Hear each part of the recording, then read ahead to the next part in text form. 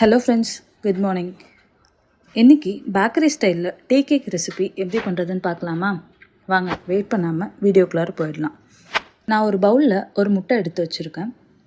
முட்டை ரூம் டெம்பரேச்சரில் இருக்கிற மாதிரி பார்த்துக்கோங்க. கூடவே 1/2 டேபிள் ஸ்பூன் அளவுக்கு வெனிலா எசன்ஸ், 1/4 டேபிள் ஸ்பூன் அளவுக்கு பைனாப்பிள் எசன்ஸ் ரெண்டையும் சேர்த்துக்கிறேன்.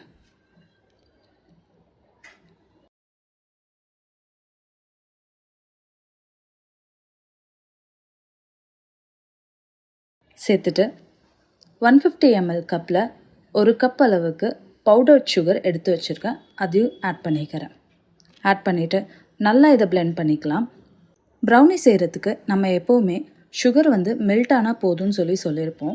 பட் ஆனால் இந்த ரெசிபிக்கு ரொம்ப ஸ்டிக் பீக்காக இல்லாமல் நார்மலாக கலர் சேஞ்ச் ஆகி வர அளவுக்கு நம்ம பீட் பண்ணி எடுத்துக்கலாம்.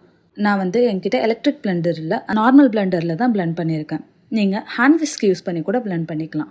நல்லா பிளெண்ட் பண்ணி எடுத்துகிட்டு கூடவே 40 கிராம்ஸ் அளவுக்கு பட்டரும் ஆயிலும் நான் ஆட் பண்ணியிருக்கேன். அதாவது பட்டர் 20 கிராம்ஸும் 20 கிராம்ஸ்க்கு ஆயிலும் மெஷர் பண்ணி எடுத்து வச்சுருந்தேன்.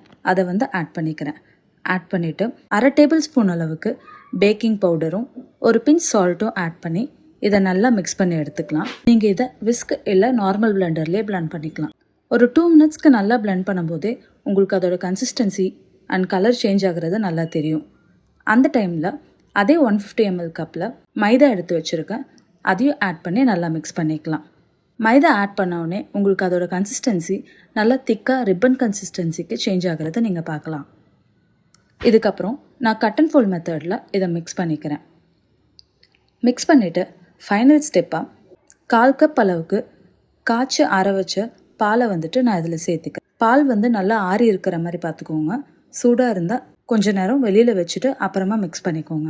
உங்களுக்கு பால் ஆட் பண்ணதுக்கப்புறம் கன்சிஸ்டன்சி நல்லா லிக்விடாக இருந்தாலும் ஒன்றும் ப்ராப்ளம் இல்லை.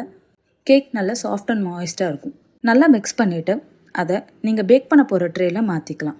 நான் ஆல்ரெடி 10 மினிட்ஸ்க்கு ப்ரீஹீட் பண்ணி ஆன் பண்ணி வச்சுருக்கேன்.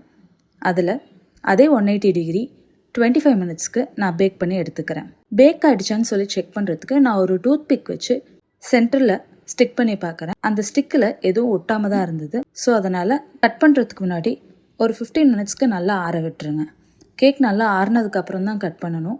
உங்களுக்கு கேக்கோட கன்சிஸ்டன்சி பார்க்கும்போதே தெரியும், நல்லா சாஃப்ட் அண்ட் ஸ்பாஞ்சியாக இருக்கும்.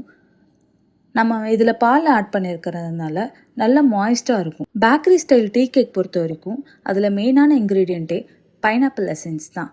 நீங்கள் இந்த கேக் பேட்டர் பைனாப்பிள் எசன்ஸோட மிக்ஸ் பண்ணும்போதே உங்களுக்கு அந்த பேக்கரி டீ கேக்கோட ஸ்மெல் உங்களுக்கு நல்லா தெரியும். கண்டிப்பாக இந்த ரெசிபியை ட்ரை பண்ணி பாருங்கள். நல்ல ஸ்பாஞ்சியாக ப்ளஃபியாக இருந்தது. உங்களுக்கு பார்க்கும்போதே தெரியும் கேக் எவ்வளோ சாஃப்டாக இருக்குன்னு சொல்லிட்டு. அது ஈவனாக பேக்காக இருந்தது. சாப்பிடும்போதே அவ்வளோ டேஸ்டியாக இருந்தது. உங்களுக்கும் இதே மாதிரி வேணும்னா கீழே கொடுத்துருக்குற வாட்ஸ்அப் நம்பருக்கு ஆர்டர் ப்ளேஸ் பண்ணிக்கோங்க. இந்த வீடியோ பிடிச்சிருந்தா லைக் பண்ணிக்கோங்க. என் சேனலை சப்ஸ்கிரைப் பண்ணிக்கோங்க.